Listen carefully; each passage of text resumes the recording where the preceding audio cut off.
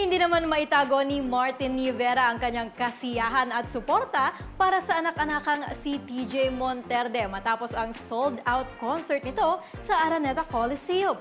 Mula sa pagiging front act at event host, pinatunayan lang daw ni TJ na kaya na niyang magdala ng kanyang sariling malaking palabas.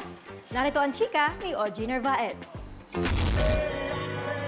Super proud si Martin Rivera sa anak-anakang si TJ Monterde.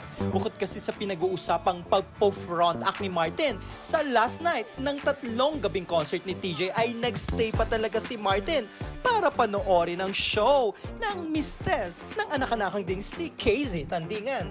Emotional nga ang OG Philippine Concert King habang pinapanood si TJ na palagi raw nagpo-front act at nag-host pa noon sa mga mall shows niya.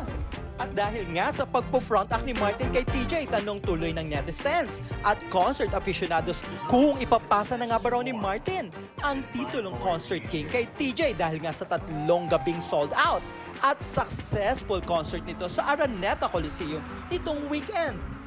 Oh well, mukhang malabo pa yan dahil muling mapapanood sa isang malaking free Valentine concert na always and forever si Martin kasama ang tinaguriang concert queen na si Pops Fernandez. Bukas na yan, February 7 sa SM MOA Arena. Yun na, ako po si Ogie Narvaez Rodriguez, ang mima ng showbiz chika. Itong balitang mabilis, mabangis, walang mintis.